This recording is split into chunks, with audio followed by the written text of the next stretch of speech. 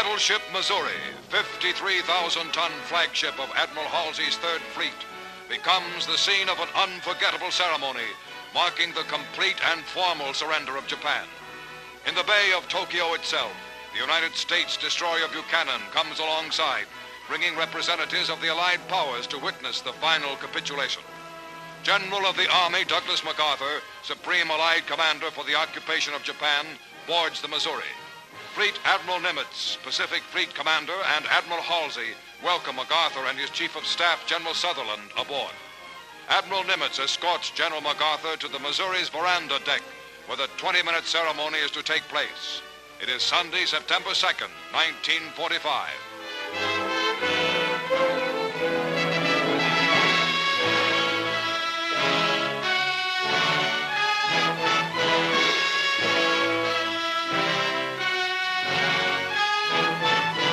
Cameramen and reporters of many countries record this historic moment as United Nations military leaders crowd aboard the Missouri and examine souvenir cards bearing the Japanese flag, special mementos of the occasion.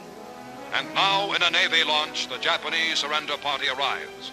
They are headed by Agent Mamoru Shigemitsu, Foreign Minister of the Japanese Surrender Cabinet, who was wounded by a Korean patriot in Shanghai years ago and walks on an artificial leg.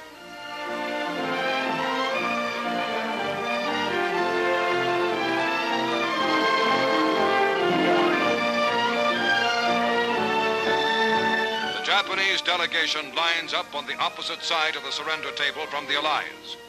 A war which had entered its 8th terrible year in China, which had raged for 3 years and 9 months for America and Britain, which was the brutal, costly eastern half of the most horrible worldwide war in human history, is now within minutes of ending for good. General MacArthur speaks.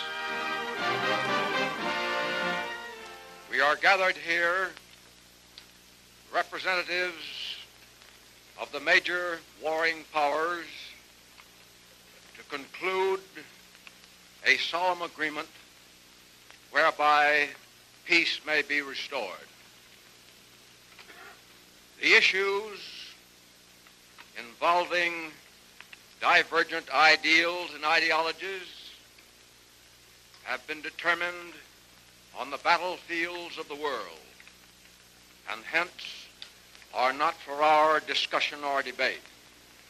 The terms and conditions upon which surrender of the Japanese imperial forces is here to be given and accepted are contained in the instrument of surrender now before you.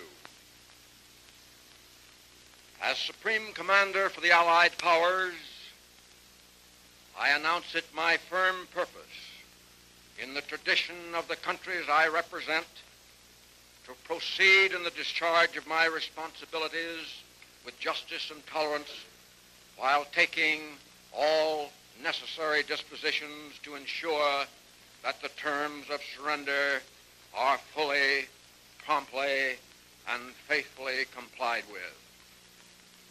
I now invite the representatives of the Emperor of Japan and the Japanese government and the Japanese Imperial General Headquarters to sign the instrument of surrender at the places indicated.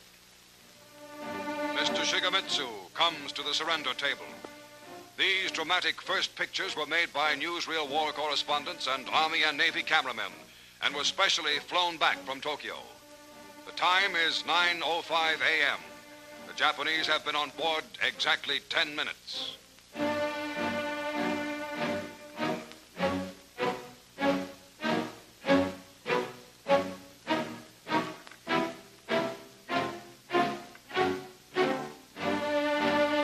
General Yoshijiro Umetsu of the Imperial General Staff signs for the Japanese Army. The surrender documents by which Japan agrees to lay down arms completely and to obey all Allied orders issued by General MacArthur were printed by the Army on rare parchment found in a basement in ravaged Manila.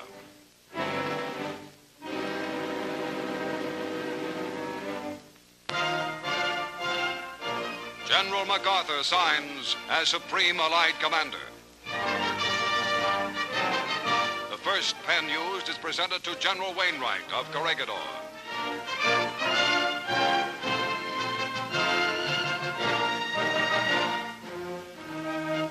The second pen to British General Percival, commander at the surrender of Singapore.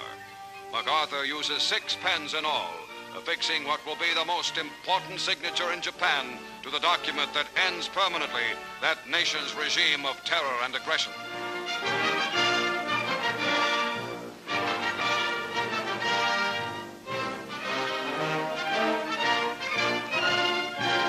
For the forces of the United States itself, Admiral Chester Nimitz signs. Behind Nimitz are the Third Fleet's Admiral Halsey and Admiral Sherman, famed amphibious commander.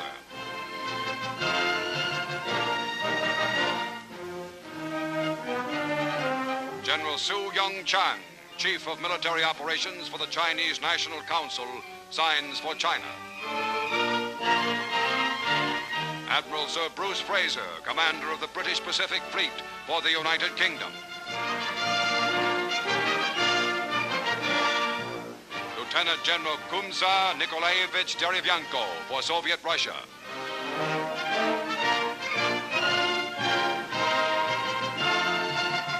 General Sir Thomas Blamey for Australia. Colonel Lawrence Moore Cosgrave for Canada. General Jacques Leclerc, hero of Africa and Paris, for France.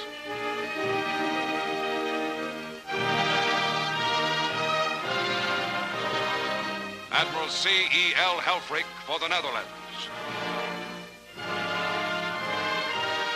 Air Vice Marshal L.M. Issett for New Zealand.